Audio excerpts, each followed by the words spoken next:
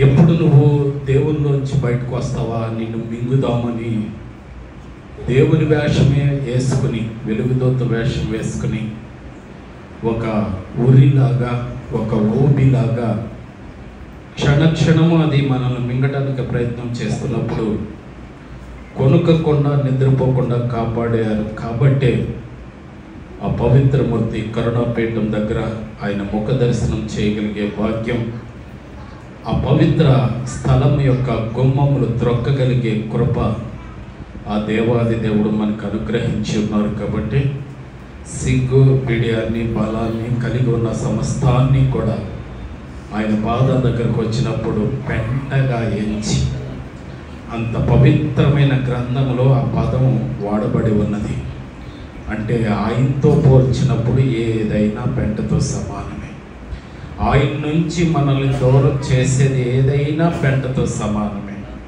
కలిగి ఉన్నది ఏది ఆయన లేకుండా మనం కలిగి లేము. కాబట్టి కలుగజేసిన వాని ఎదుట మనం సాష్టాంగపడి సాగిలపడి మన హృదయాలు కొమ్మరించుకొని ఆయన పాదాలు పట్టుకుని హృదయపూర్వకంగా కృతజ్ఞతాస్తుతులు చెల్లిద్దాం. రండి, ఆ పవిత్రమూర్తి పాదాల దగ్గర సాగిలపడదాం, సాష్టాంగపడదాం. ప్రార్థన రూపంతో కన్నీళ్లతో ఆయన పాదాలు కడిగి ఆయన కృపకు మనమందరము కూడా పాత్రులుగా ఎంచబడేటట్లు, కన్నీరే ఆయన మనసు మార్చేది, కన్నీరే ఆయన కోరుకునే నిజమైనటువంటి బలి. విరిగి నలిగిన మనసు, లోకం మీద మనసు ఇరిగిపోవాలి, ఆయన మీద మనసు ఆధారపడాలి. కాబట్టి లౌకికమైన ప్రాపంచిక సుఖాల మీద మన మనసు విరగాలి, ఆయన మీద మన మనసు ఆధారపడాలి. అట్టి మనసు ఆయనకి ఇష్టమైనటువంటి బలి అని 51వ కీర్తనలో ఆ మహోన్నతుడు మనకి తెలియజేసి ఉన్నారు. ప్రార్థన చేద్దాం.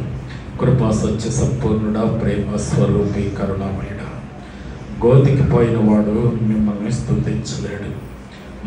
మట్టిలో కలిసిపోయినప్పుడు మిమ్మల్ని మట్టి స్తుతించలేదు. దయగలిగిన దేవా, కృప కలిగిన తండ్రి, నా ఇల్లు ఇంకా పరలోకంలో పూర్తి కాలేదు. అందుకే ఈ లోకం ఇంటిలో నా భార్యతో, నా భర్తతో, నా బిడ్డలతో నా కార్యాలు పూర్తయ్యే వరకు నన్ను ఆరోగ్యంగా ఉంచి ఉన్నందుకు తండ్రి మీకు స్తుతి యాగము చెల్లించడానికి మీ కృపాసనం దగ్గరకు వచ్చి ఉన్నాను. తండ్రి, బిడ్డలందరూ కూడా ప్రపంచాన్ని మర్చిపోయారు. కలిగి ఉన్నాయన్నీ కూడా తండ్రి వ్యర్థమని ఎంచుకొని మీ కరుణాపీఠం దగ్గరకు వచ్చి కుటుంబ సమేతంగా సాష్టాంగపడ్డాం. మీరు నాకు ఇచ్చినటువంటి యాజక ధర్మాన్ని బట్టి మీ కుమారుడి యొక్క అమూల్యమైనటువంటి రక్తాన్ని చేత పట్టుకుని ఏ బిడ్డలైతే మీ పాదాల దగ్గరికి వచ్చారో వారిని మీ కరుణాపీఠం దగ్గరికి తీసుకొస్తున్నాను తండ్రి. మీ అభిషేకం కొరకు తీసుకొస్తున్నాను. మీరిచ్చే స్వస్థత కొరకు తీసుకొస్తున్నాను. మీరిచ్చే పరిపూర్ణ ఆరోగ్యం కొరకు తీసుకొస్తున్నాను. ఎందుకంటే ఎవరైతే నీతి సూర్యుడు రెక్కల కిందకు వస్తారో వారికి ఆరోగ్యం దొరుకుతుందన్నారు కదా తండ్రి.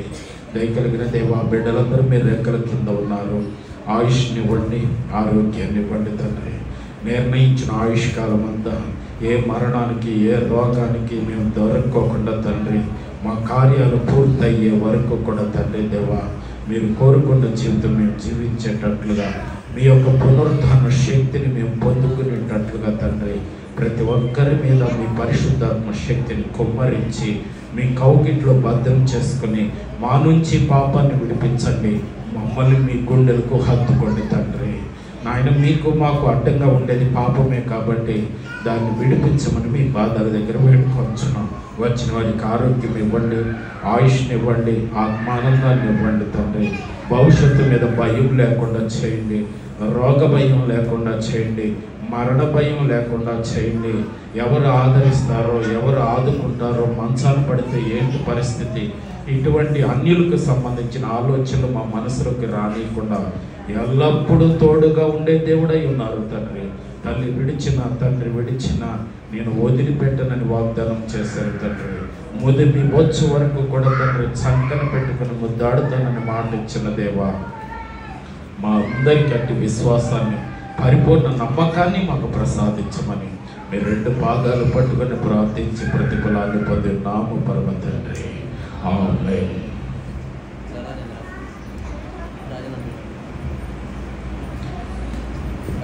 దయచేసి కూర్చోండి, లెగాల్సిన అవసరం లేదు. ఎందుకంటే విశ్రాంతి ఏం కాదు ఇది, కాబట్టి ధర్మశాస్త్రాన్ని బోధించాల్సిన అవసరం అయితే లేదు.